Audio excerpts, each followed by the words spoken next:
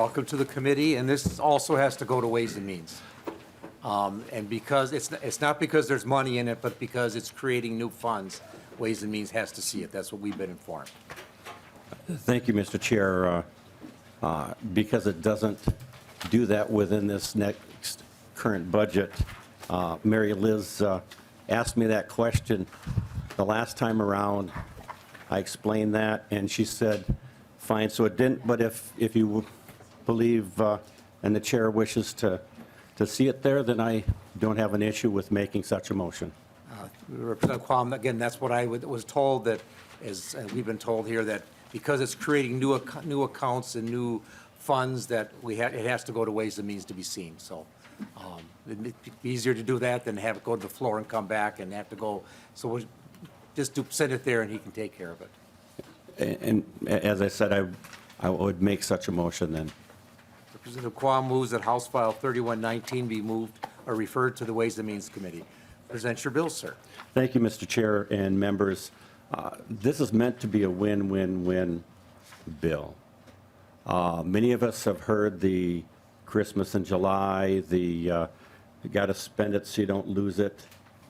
And I heard those discussions with the Minsky faculty union meeting. And the sentiment was, we know how to do things best, right, and better. And instead of spending it so you don't lose it, and maybe they felt the sentiment was wasting some money, if we had part of it that we could choose, pick the tools. Maybe it was a software app at their desk. Maybe it was developing a special tool or process to do their job better, more efficiently, or supply the citizens better.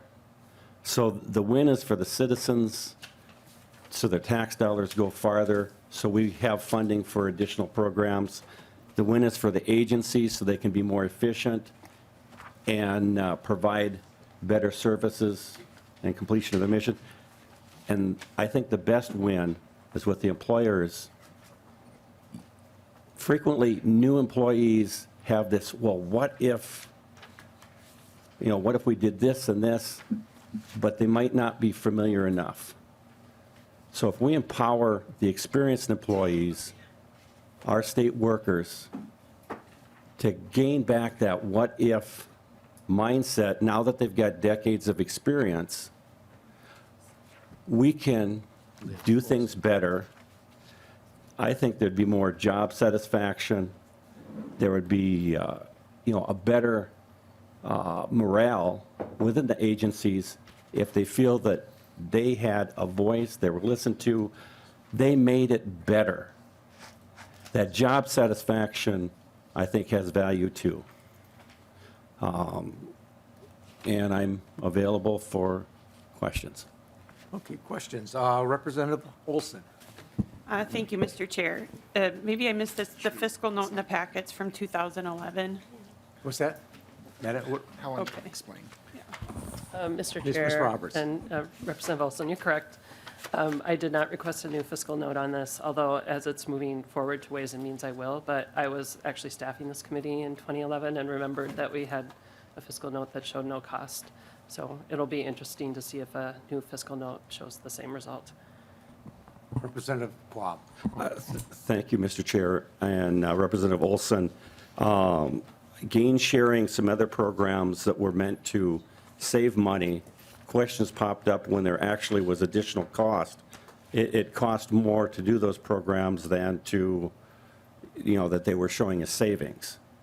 And so there was some attention given to that several years ago across, I think, a few years.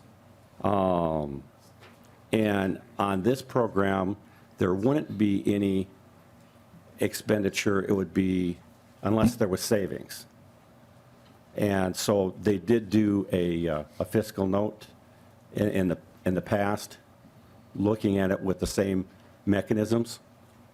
And I look forward to a fresh analysis.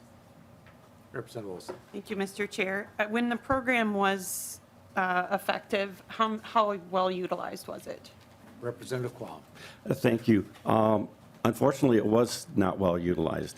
There was a little bit of utilization, but at the same time, there was some initiative with continuous improvement, with gain sharing, and some other programs that got higher profile attention.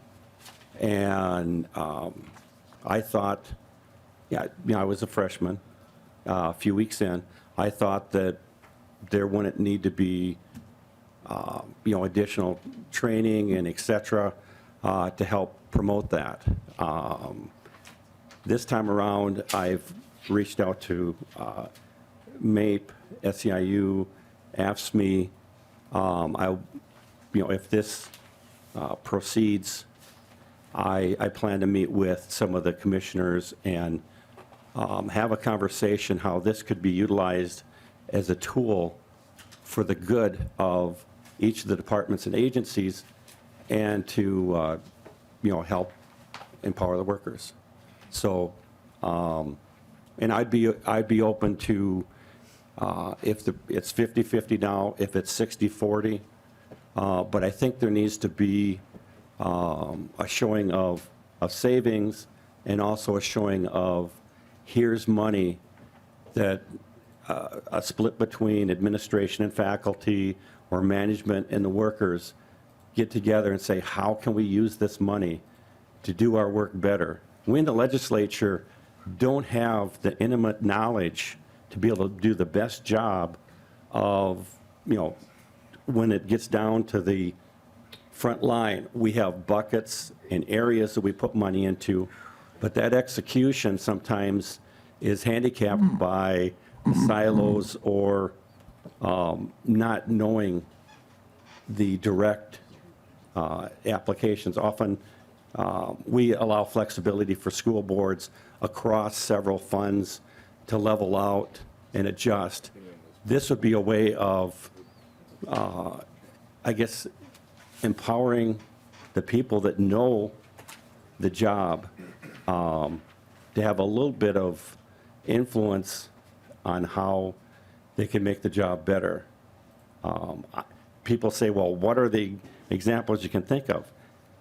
And truly, this is about the examples that I cannot think of, that we as a legislature can't think of, but the people that actually are there front line in our agencies providing service to our citizens can think of.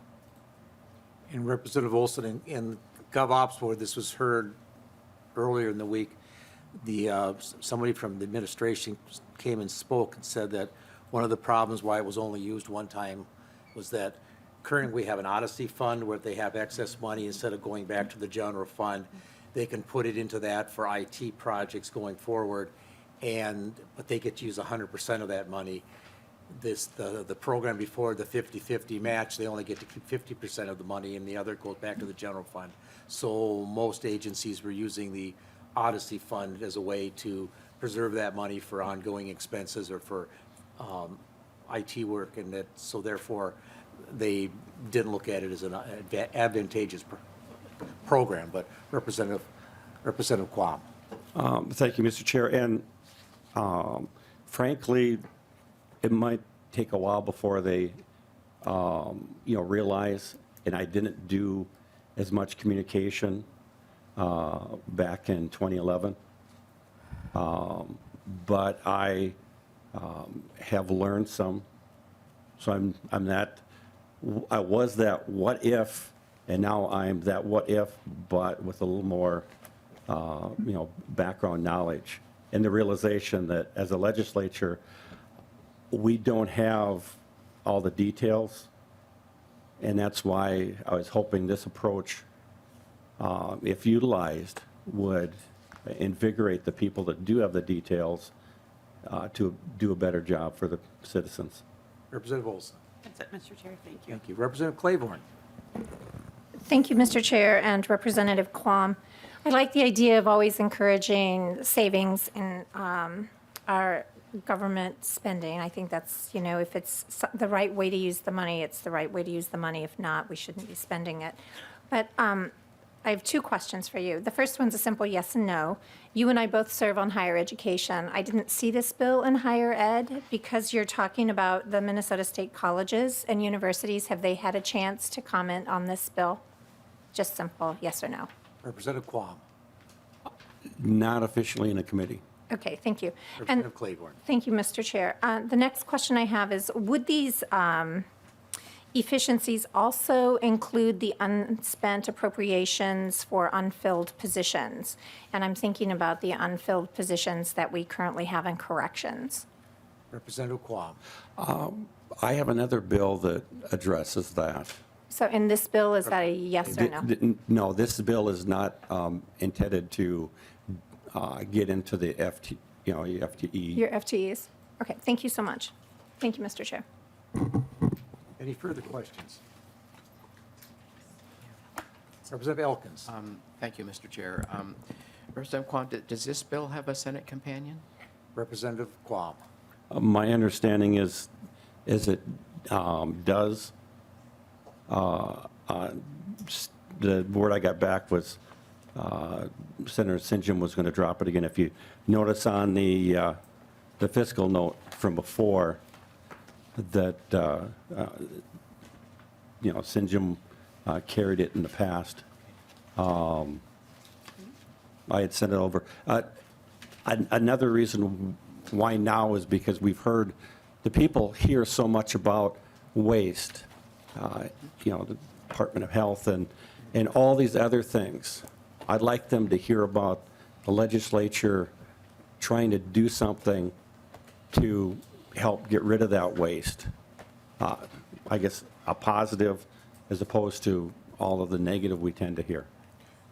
Representative Quam, in my work career, I worked as a carpenter in both public sector and in private sector. And in my experience, there was a lot more waste in the public or the private sector than there was in the public sector, because from my experience there was that most of the employees that work for the public sector realize they have a limited budget. This is how much money we have to spend. We're not going to get any more till whatever the next fiscal year is. And if we waste it, we are going to end up not being able to do our jobs, and we're going to have to make cuts before the end of the year. So my impression is that for the most part, our public employees are very conscientious about that and very frugal. On the other hand, there's been times that when I worked in the public sector that we came up with ways and ideas that saved us money, and sometimes it was simple things. If we had a receptive management team that would help us save money, that we could stretch our budget for the whole year. So I've seen both sides of that, but like I said, in my experience, I've seen more waste on different times. And again, it's the industry I work in, and the private sector. And some of that is it's cheaper to throw something out than to take it to the shop and then bring it to the next job site, because by the time it gets to the next job site, the material is going to be destroyed. But that's, sometimes that cost is built into their bids and their projects going forward. Representative Albright. Thank you, Mr. Chair. Members and Representative Quam, I take a little bit of a different tact on this bill. While I appreciate the motivation and I appreciate the incentive here, I don't think that this is necessarily just about, as I would relate in a bill to promote austerity, and from a kind of a negative perspective, the idea of how can we save money. Chair Nelson, I agree with you that I think both the public and the private sector have ample opportunity to give proof to both waste as well as innovation. And I've seen that as well from the private sector. But I think, Representative Quam, to your point and what you're trying to achieve here isn't so much about cost savings.